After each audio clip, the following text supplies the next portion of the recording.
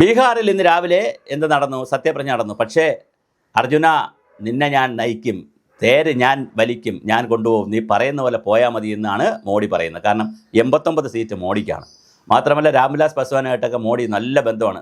രാംവിലാസ് പസ്വാന് പകരം മകൻ ചിരാഗ് പസ്വാനൊക്കെ അവിടെ ഉണ്ട്, മന്ത്രിസഭയിലുണ്ട്. അപ്പോൾ വളരെ വലിയ സ്വാധീനമാണ് BJPക്ക് വരാൻ പോകുന്നത്. 85 സീറ്റേ ഉള്ളൂ നിതീഷ് കുമാറിന്. പക്ഷേ നിതീഷ് കുമാർ ആൾ മോശമല്ല.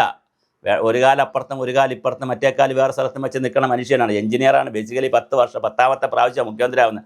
ആൾ ചില്ലറക്കാരനല്ല. പക്ഷേ എങ്കിൽ ആഭ്യന്തര വകുപ്പ് BJP ചോദിച്ചിട്ടുണ്ട്. അതുപോലെ തന്നെ സ്പീക്കർ സ്ഥാനം BJP സ്പീക്കർ സ്ഥാനം കൊടുക്കുമെന്നാണ് തോന്നുന്നത്. പക്ഷേ ആഭ്യന്തര വകുപ്പ് കൊടുക്കുമെന്ന് അറിയത്തില്ല. എന്തായാലും BJPയുടെ ഒരു പിൻസിൽ ഡ്രൈവിംഗ് ഉണ്ടാവും. ഈ രഥം തെളിക്കുന്നത് BJP തന്നെയായിരിക്കും. നിതീഷ് കുമാറിന് ഭരിക്കാം മുഖ്യമന്ത്രി എന്നുള്ള നിലയിൽ. പക്ഷേ തീർച്ചയായിട്ടും BJPയുടെ ഒരു വലിയ ബുൾഡോസർ അതിനകത്തുണ്ടായിരിക്കും.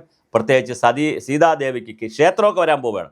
അപ്പോൾ തീർച്ചയായിട്ടും സീതാദേവിയുടെ ക്ഷേത്രവും അപ്പുറത്ത് രാമൻ്റെ ക്ഷേത്രവും അതിൻ്റെ അപ്പുറത്ത് പിന്നെ സർദാർ വല്ലഭായ് പട്ടേലിൻ്റെ പ്രതിമയും എല്ലാം കൂടി ഒരു മധ്യ ഇന്ത്യ വളരെ ഗൗരവതരമായ ആത്മീയ ടൂറിസത്തിൻ്റെ പ്രത്യേക സ്ഥലമായിട്ടൊക്കെ മാറാൻ പോവുകയാണ്. അപ്പോൾ തീർച്ചയായിട്ടും അവിടെ BJP വലിയ സ്കോർ ചെയ്യും, വലിയ തോതിൽ. പിന്നെ നമ്മുടെ മൈഥിലി ഠാക്കൂറിനെ പോലെയുള്ള ആളുകളൊക്കെ പെൺകുട്ടിയൊക്കെ ജയിച്ചിട്ടുണ്ട്. അവരൊക്കെ വളരെ വലിയ രീതിയിലാണ് നമുക്ക് ഈ കാര്യങ്ങൾ വരാൻ പോകുന്നത്. അപ്പോൾ തീർച്ചയായിട്ടും നമുക്ക് ചിന്തിക്കാവുന്നൊരു വിഷയമാണ്.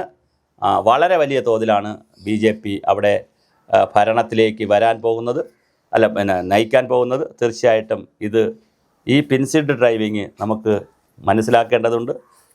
തേരാളി മോഡിയാണ്.